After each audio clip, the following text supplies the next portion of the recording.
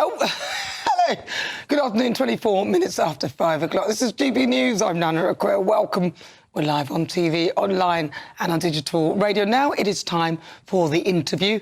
My guest is Andrew Eborn. He's had loads of jobs. He's been a lawyer, a business strategist, a broadcaster, a futurist, whatever that means. He also isn't shy giving his opinions, as he has appeared on BBC, Sky, CNN and pretty much everywhere, and more importantly, obviously here.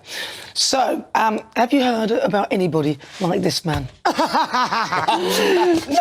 No, joining me, Andrew Eborn. Andrew, so where were we last week? We were talking about making money. Yes. And what your thing is. So basically, what I've done, my background is as an intellectual property lawyer. Right. And throughout my career, basically been helping people make money. So we're looking at things. So we did the very first computer game rights, for example, for Formula One. I then became the agent for selling those around the world and became a multi-billion-dollar business as a result. I also did the very first karaoke. I brought that over from Japan to here. Really? With Pioneer. In the early days, they used to have these enormous discs called laser karaokes.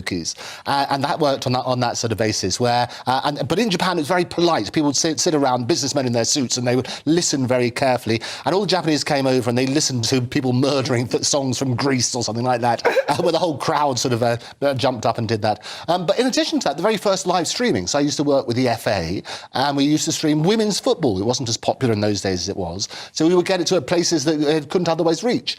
And in addition to that, we were doing lots of strategic alliances with people like when The Independent, for example, started to put videos on their site.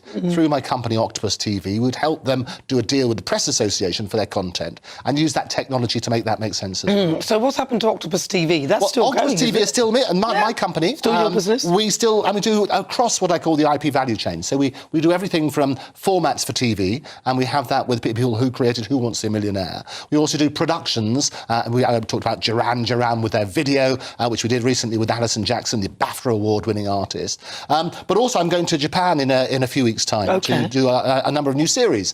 We're doing Andrew Eborn's Fake or Fact. We're turning that into a whole series in and of itself, and that was launched on this very channel, which we did every Saturday morning, and basically looking at that sort of side. But we're also doing a lifestyle programme looking about Japan technology and other things as well. So you probably know I do the Andrew Eborn show. Who else could do it, I guess? And we have every day... Somebody else called Andrew Eborn. No, somebody else called Andrew. There might be another one.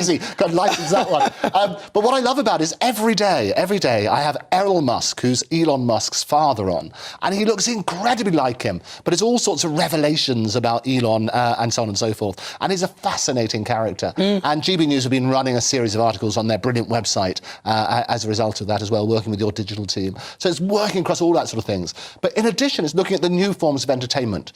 So we did the very first holograms, for example. And I did something on Hamley's window display, where you had sort of magical hands floating in midair using holograms. So it's the new way of immersive technology and immersive entertainment on that sort of basis. It's fascinating, isn't it? Really is fascinating.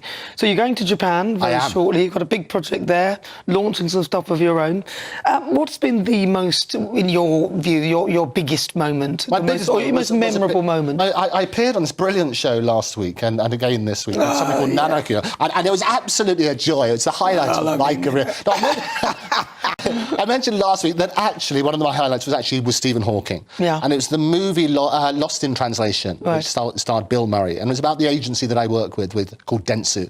And it's all about doing advertising campaigns. These big A-list stars do it for two reasons. One, there's a lot of money. And secondly, because it's in Japan, not a lot of people see it.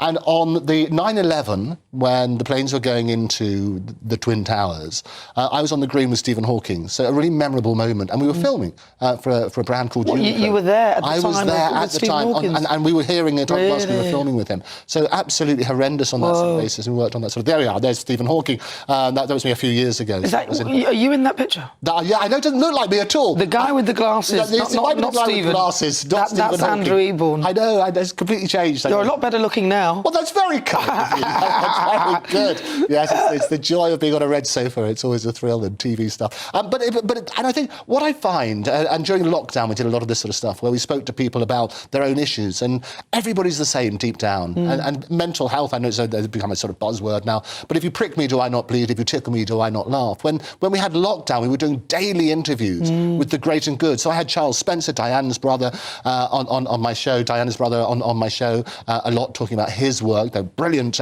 He's a brilliant writer and does something called The White Ship. But they talk about the challenges that they have as well on that sort of basis. And I think those in the public eye who can talk about those things can be really important to people. So people are all the same. And I think if you treat everybody like a celebrity, you can't go too far wrong. Well, you've got a book. We always see your little book at the end. So the book of failure that you've written. Well, I worked... What was your big... Is it lots of failures or... Oh, my God.